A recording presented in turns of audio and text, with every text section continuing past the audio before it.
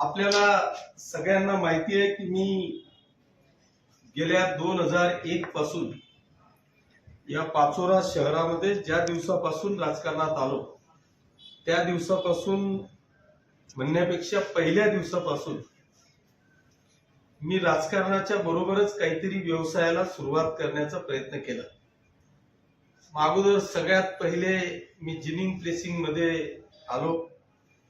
Ginning pressing नंतर building construction मध्ये आलो। बिल्डिंग कन्स्ट्रक्शन नंतर स्टोन प्रेशर मध्ये गेलो। आता आपली एचडीपी बॅगेची देखील फॅक्टरी एक चांगल्या पद्धतीची रन झालेली आहे। त्याच पद्धतीने जवळपास 105 करोड रुपयाच्या सुतगिरणीचा प्रोजेक्ट वर्ष दीड वर्षात आपला चालू होणार आहे। पण या सगळ्यांच्या बरोबर कुठेतरी एक चांगलं शिक्षणाचं दालन उभं राहावं या एका प्रामाणिक उद्देशाने मी नर्मदा इंटरनॅशनल स्कूलची सुरुवात या पाचोरा शहरामध्ये 11 जून पासून चालू करणार आहे।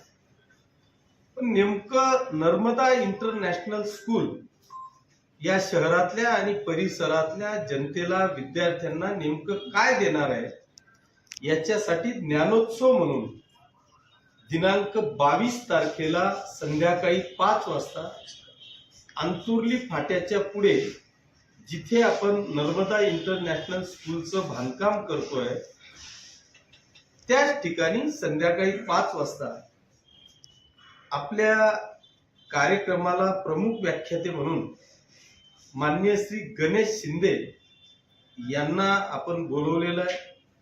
त्याचबरोबर ज्यांनी संपूर्ण महाराष्ट्रामध्ये बुलढाणा अर्बनच्या माध्यमातून आपलं जाळं विणलं, सुंदर अशी सीबीएसई स्कूल, मला वाटतं 5000 शिक्षकांचा नुसता स्टाफ त्यांचा आहे। एवढं मोठं इन्फ्रास्ट्रक्चर या शिक्षणाच्या माध्यमातून सीबीएसईच्या माध्यमातून त्यांनी उभं केलंय।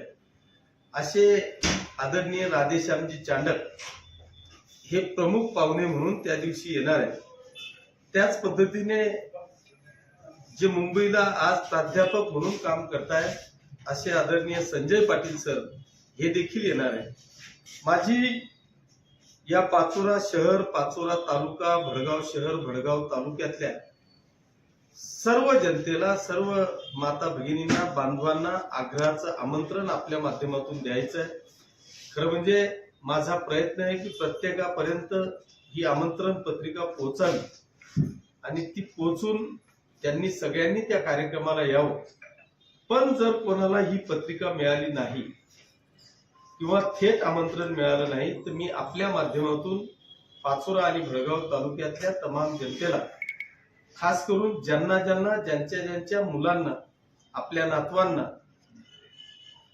सीबीएसई स्कूलमध्ये ऍडमिशन घ्यायची आहे किंवा त्या बाबतीत शिक्षण घ्यायचं आहे अशा सगळ्यांना आग्रहाचं आमंत्रण करतो, विनंती करतो की आपण दिनांक 22 तारखेला रविवारी संध्याकाळी 5 वाजता यावं। त्या ठिकाणी सुरुची भोजनाची व्यवस्था केली